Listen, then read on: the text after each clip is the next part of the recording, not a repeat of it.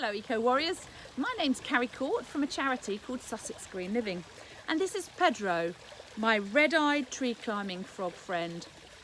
So today we want to talk about how you can use materials that are all around you that many call rubbish, waste, litter, but how you can use them to grow food and to help wildlife in your garden. So I'm going to show you some waste resources, some materials, and talk about how we can reuse them. So I've got a magic box beside me here, a bit like tomfoolery's magic. You're going to see all sorts of incredible things. So this is a milk carton. This milk carton can be made into all sorts of wonderful things. So in one of my earlier videos, we showed you how you can make a bird. It's an Eden project idea, and how you can transform this milk carton into a lovely bird just to swing for interest in the garden, maybe hang up in your bedroom, needs decorating, needs finishing, but there's one idea. Here's another little idea. Look, this milk carton's a slightly smaller one. So this is a milk carton that's been turned into a bird feeder. All you need to do is cut a little square, put a little perch. This is a pencil that's lead, the lead is broken, or you could go and find yourself a stick in the garden, make a couple of holes, and then put the stick through and put seeds in for your birds. Decorate it beautifully, make a hole in the top, and then put a piece of string. Maybe just find a piece of string in the garden somewhere, pop a piece of string through, tie a knot underneath, put your lid back on so the seeds don't get all wet, and there you have a lovely bird feeder for your birds. So that's one way. Here, in my magic box, I have got something else. So this is a decorated watering can. So all we've done here is we've put lots of holes through this part here, not too low down, otherwise all the water's going to come out. So we've just put holes in this area here, fill it up, and then you can just gently water with just a sprinkler effect seeds when you're perhaps planting up in the spring or at some point throughout the year. So that's lovely. My dogs are going to help us now. Now I'm going to show you an example of something that you can do with a milk crate. Lots of fruit juice cartons, bottles, twigs, leaves, all sorts of lovely materials from the garden. Take a look. Could you make something like this?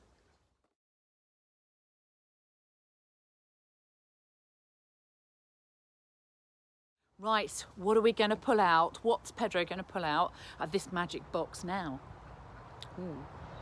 How about, do you recognise what that is? It's a piece of old gutter. It's not very long. It's the offcut when we had some new guttering put up. But rather than throw it away, we need to think about how we can use these materials, what we can do with them. I'm sure we can do something else with this piece of gutter. What do you think? They're absolutely brilliant for planting up peas, carrots, all sorts of plants, vegetable plants can be planted up in them. Put some soil in. You have to water them quite carefully. But the great thing about using a gutter is you don't have to disturb the roots once the plants have got to a certain size. You can dig a little gully in your vegetable patch, or perhaps in your flower bed where you want to grow some vegetables. Dig a gully, and then you gently ease all of the plants out into that gully, and then they can grow in the flower bed or the vegetable bed, and you haven't disturbed their roots. So that's a really good way of growing carrots and peas in particular. Here's another good material, waste resource. So an egg box. Egg boxes are absolutely brilliant for planting up seedlings. So put soil in them, plant your seeds in, and then when the plants get to a certain size, you can, the cardboard goes a little bit soggy, you can just break it off and then plant the cardboard piece of the egg box and the little seedling, the little plant, you can plant them all together, and again, you don't have to disturb the roots of the plant. So that's really, really good reuse of a egg box. Of course, alternatively, you could recycle it or go to the local farm and collect some more eggs in the same box. Some more little eco tips. Now, here's a funny thing that Pedro's got to show you. It's a Wellington boot. It's a Wellington boot that's got a hole in the bottom, so it wasn't any good as a Wellington boot any longer. This isn't a very pretty one, but some of you children have probably got really pretty, really colourful boots. So lots of things you can do with a Wellington boot rather than just throw it away. Have a think for the moment. What do you think you could do? Have you seen any Wellington boots anywhere reused? Here are some examples.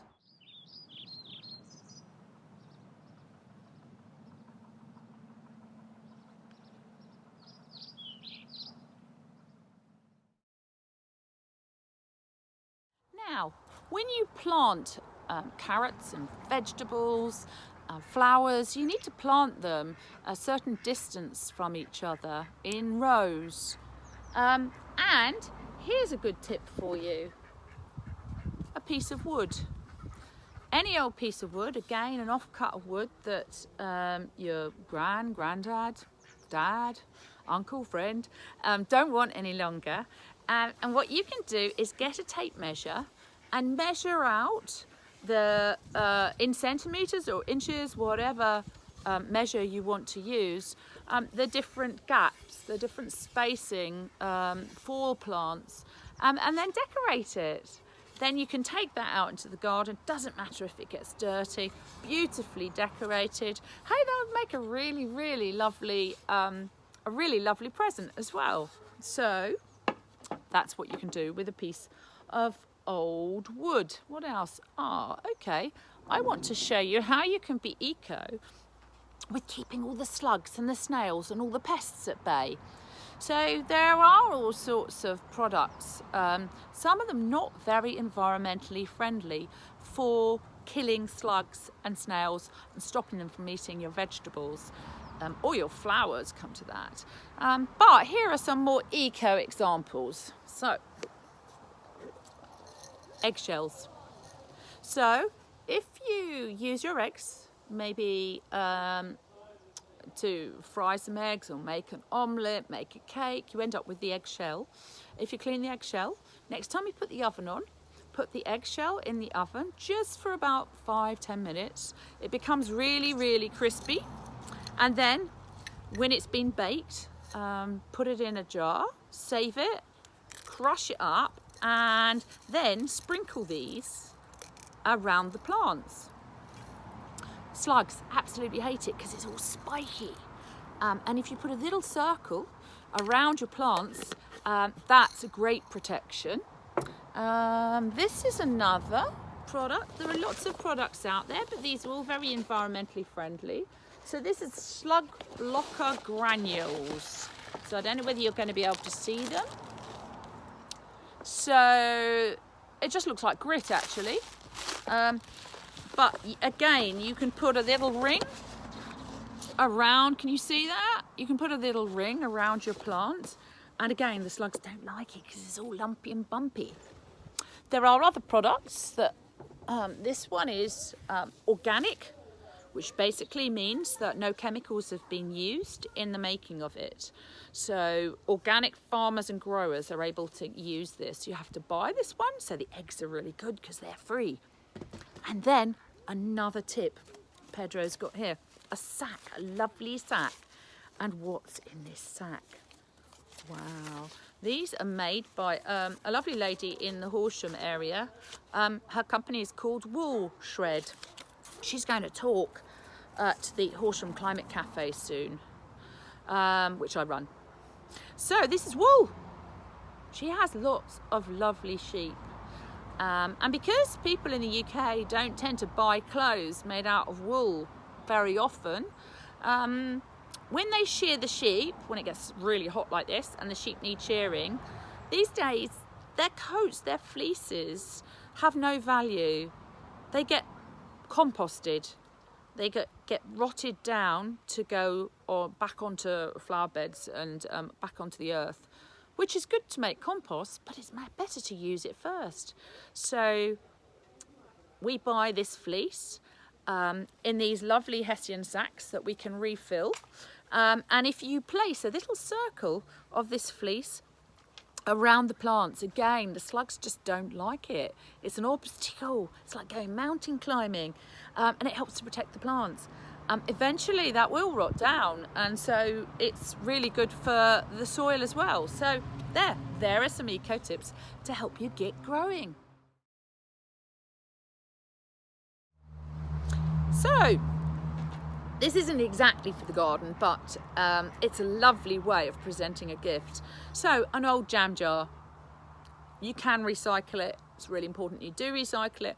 But of course, if you can reuse it as a gift or to help you in the garden, then all the better, much, much better. So you can reuse a jam jar. How about that? If you're lucky enough to have flowers in the garden, or maybe wild, like weeds. Don't pick wild flowers, you've got to be really careful, but you can pick some grasses and some buttercups if you haven't got your own garden, and then present it in a lovely little jar. It can look absolutely beautiful. Give it to auntie, gran, friend, mum, and they'll be absolutely over the moon. I'm really lucky. This is a friend gave this little vase to me, this jam jar with these beautiful flowers out of her garden. So that's a great way to reuse a jam jar. Right, now Pedro and I are going to show you how to make a bird feeder, or it could be a butterfly hibernation house for your garden out of what many would call rubbish or recycling. So take yourself a fruit juice carton, could be a milk carton, they're called Tetra Paks. They've got a sort of plastic on them. They've also got paper and foil within them, so they last a long time because they've got this sort of plastic coating. So out in the garden, yeah, it doesn't really matter if they get rained on. So take your fruit juice carton, for example, take a permanent marker pen or a felt nib would do, and then decide where you want to make the openings for your, let's say it's a bird feeder for the moment, yeah? I'll show you some examples of some butterfly hibernation houses later, but you can use your imagination, that's the wonderful thing. So I'm going to decide it's going to be a bird feeder, so I'd like the birds to have a reasonable depth of seed within it.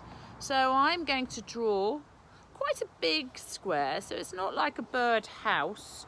A bird house they might like quite snug, they might just want a small hole to actually go in, but a bird feeder, I think you could have a few birds feeding at any one time, and I'm going to put a hole one side, and I'm also going to put a similar size square. You can be really creative, you might want to produce something else, your birds might like something totally different to my birds. So I'm going to do a square base sides, so that if there is a bird sitting on a little perch here eating the seeds, and another bird comes along, they've got an escape route, and there's a little perch the other side, you'll see. So I've marked up where I want my cut lines to be. I find myself some scissors. Now be careful with scissors, and parents, you need blunt-ended scissors if you've got little people. If you're older and able to use sharper scissors, then still be really, really careful. Never ever run with scissors, only use them sitting down. Ideally, ask your parent to do the first cut, because that can be quite difficult. Really put it on a work surface and stab a hole, but get your parents to do that, because that's quite tricky. Once you've got a hole, then it's quite easy, and then you cut a square. As I said, doesn't matter if your square becomes larger, or you might decide after you've made it you want it to be a little bit bigger. So there we go, there's one side cut. Then I'm going to again ask your parents, or if you're older, older children, young people, then you can do this yourself, I'm sure. So again, stab a hole, cut a little square. This is going to be a really pretty bird feeder. It's lovely, bright, colourful, lovely, cheerful colours. There we go. So, might have some orange juice still in it. All there is.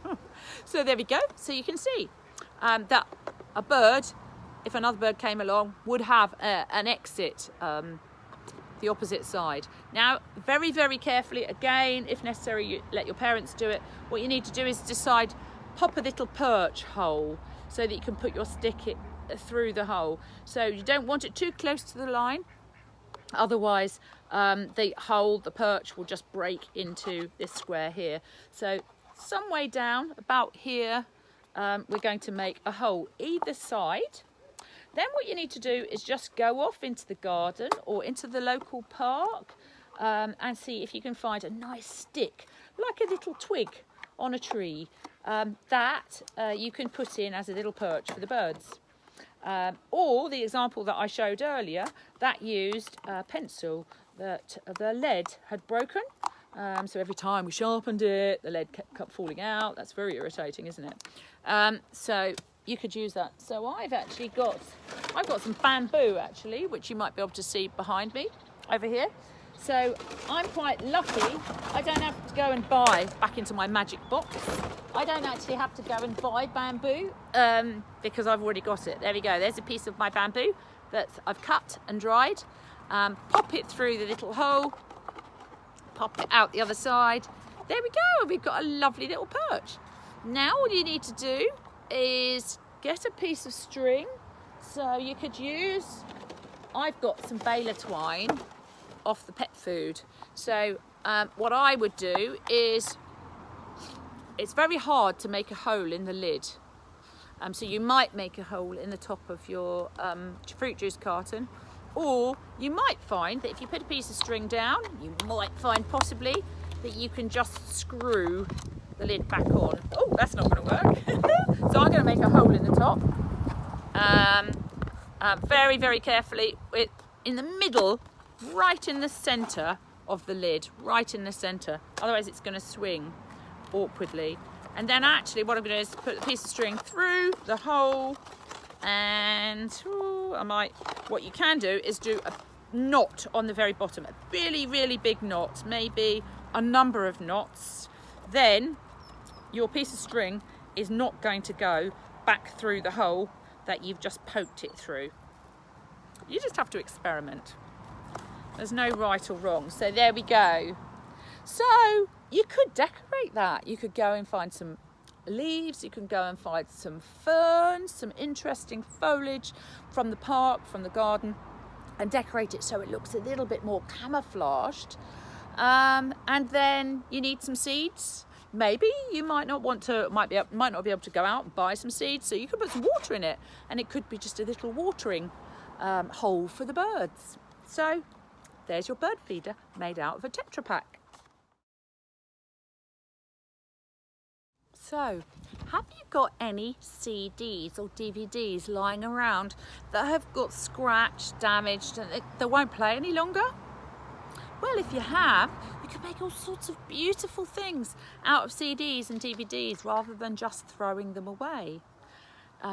Here's this we made as a little bird scarer. Now, having just said I'm making a bird feeder and a watering hole for birds, that doesn't seem quite right, does it?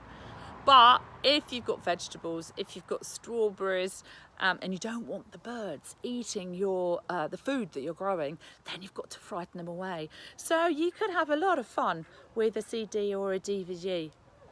Show us some examples, make some things and show us the examples. I know some of you children watching might not have a garden at all. But that doesn't mean that you can't get involved in growing your own food and helping wildlife. Maybe look around in your community and see if there's anyone that's got a really big garden, or a garden that they just don't have time to look after. Maybe it's an elderly person who would really appreciate it if you actually helped them in the garden. You could grow some food, you could make a little wildlife pond. It's called garden sharing, so that's an idea. Or search the internet and see if there's an allotment in your area. In Horsham, where I live, there are lots of different allotments that you can rent, and that gives you a great space to spend time outside as a family, grow your own food. Much better than buying food from the supermarket, which lots of that food's travelled miles and miles and miles. Next time you go to the supermarket, have a look and see where the fruit and vegetables come from. It's quite shocking. Often Spain, Africa, South America, thousands, tens of thousands of miles away. So to get that food to us needs ships or aircraft, lots of fossil fuel, which is really bad for the planet. So grow your own. Here are a few examples of ways that you can grow food in a really small space.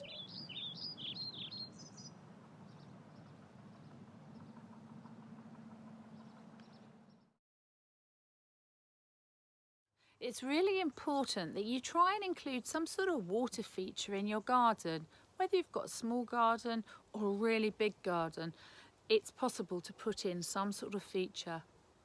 Here are a few examples.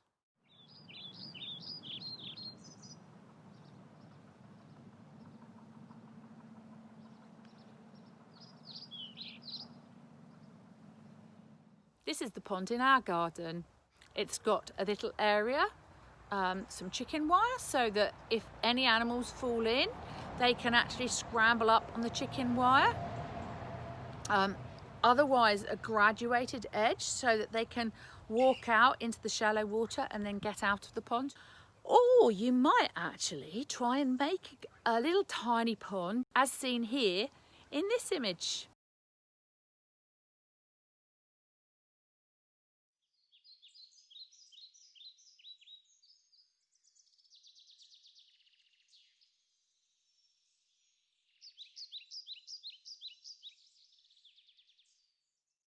So eco-warriors, please go away, look at where your food comes from, think about ways that you can grow it yourself, think about ways you can use materials that are all around you that many call rubbish but we call a waste resource, and think about how you might be able to use it for the benefit of wildlife, people and planet.